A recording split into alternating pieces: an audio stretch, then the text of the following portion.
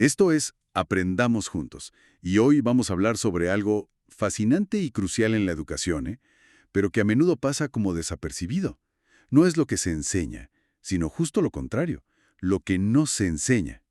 Y bueno, nos basamos en un análisis académico sobre el currículum. La idea, pues, es explorar por qué ciertos temas, ciertos conocimientos como que se quedan fuera de las aulas, ¿no? ¿Y qué impacto tiene eso?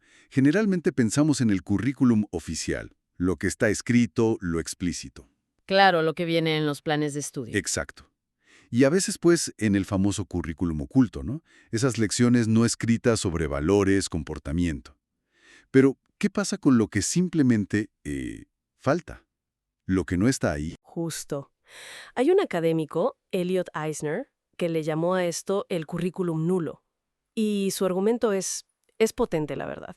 Dice que lo que las escuelas deciden no enseñar puede ser tan importante, tan formativo, como lo que sí enseñan. Tan importante. ¿Por qué? ¿Por qué? Porque esa ausencia, esa ignorancia que se fomenta, pues limita nuestras perspectivas, las maneras en que podemos pensar, las opciones que vemos disponibles, ¿sabes? No es algo neutral. Entiendo. Es como si te quitaran herramientas para entender el mundo, ¿no? Algo así, exactamente. Y bueno, ¿qué tipo de cosas suelen quedar fuera?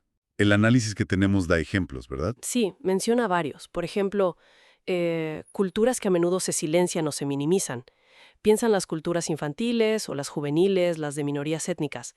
También se habla del mundo femenino, o sea, la perspectiva de las mujeres o las diversidades sexuales. Claro. Autores como Jurjo Torres Santomé o María Acaso, que se citan, señalan algo muy claro: la poca presencia de la mujer en la historia del arte o incluso en la historia general que se enseña. Es un ejemplo clásico de esto. Ya. O incluso temas, digamos, más pegados a la realidad social de ciertos lugares, como podría ser la violencia armada o el sicariato, que a veces como que se evitan. ¿Y estas omisiones son nomás porque no alcanza el tiempo? Digo, es imposible enseñarlo todo, eso es cierto. Bueno, esa es una razón, claro. El tiempo siempre es limitado.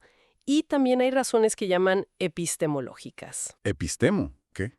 Sí, suena complicado, pero básicamente significa que necesitas saber unas cosas para entender otras. No puedes enseñar, no sé, física de partículas avanzadas si no tienes las bases de matemáticas y física. No. Ah, ok, tiene sentido. Pero el análisis va más allá de eso, ¿eh? Profundiza en otras causas que quizás no son tan obvias. ¿Cómo cuáles? ¿Qué más puede haber detrás? Pues mira, a veces es simplemente preferencia del maestro o la maestra. Ojo, a veces es falta de preparación, que no se sienten seguros con ciertos temas. Guevara, otro autor, sugiere eso, que a veces los profes simplemente no saben lo suficiente sobre algo. Ujú. ¿Falta de conocimientos? Sí, o como añade Scarlett, otra autora citada, a veces no es que no sepan del tema, sino que no saben cómo enseñarlo. Falta conocimiento metodológico para integrar temas complejos, ¿sabes? Entiendo, la parte pedagógica. Exacto. O puede ser por desfase, que el conocimiento ya cambió y el currículum no se actualiza, o simplemente por tradición, porque siempre se ha hecho así. Vale, esas son razones más prácticas, digamos, o de capacidad. Pero aquí es donde creo que se pone más interesante, ¿no? El texto habla de omisiones que son intencionadas. Justo ahí. Es donde se introduce otro concepto, que es el de currículum proscrito. Proscrito. Suena fuerte. Sí, porque ya no es una simple omisión por falta de tiempo o de saber cómo.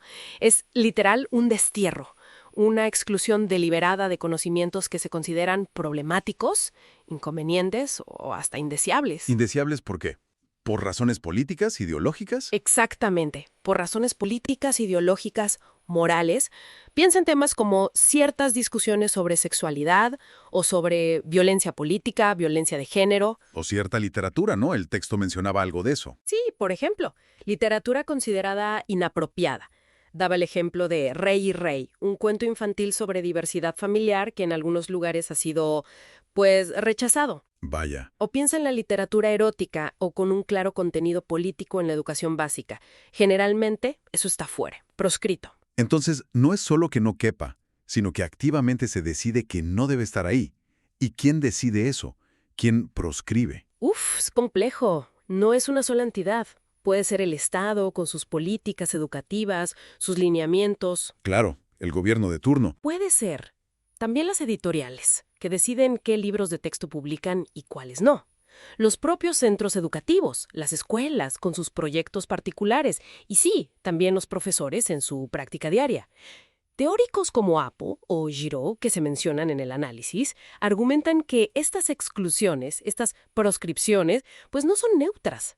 A menudo sirven para mantener ciertas estructuras de poder, ciertas visiones del mundo que son hegemónicas, dominantes. O sea, se decide qué deben saber y sobre todo qué no deben saber las nuevas generaciones, Exacto. para moldear de alguna manera su identidad, su forma de ver y estar en el mundo. Vaya, entonces el currículum es mucho más que una lista de materias y temas, es una selección cultural muy específica cargada de intenciones. ¿Y qué significa todo esto para nosotros, para la educación? Pues significa, creo yo, que tenemos que ser mucho más críticos y conscientes de que el conocimiento escolar nunca es neutral.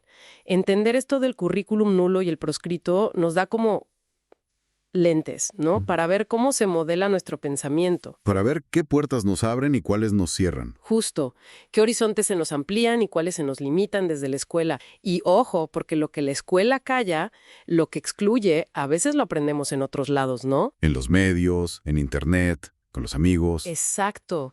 Y no siempre con el mismo cuidado, o a veces hasta de forma distorsionada. Queda clarísimo que lo ausente en la educación tiene un peso enorme.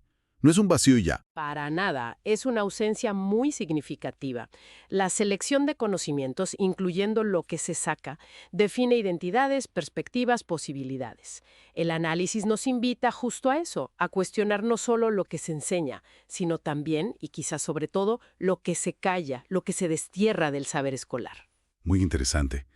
Y bueno, para cerrar, una reflexión final para quienes nos escuchan.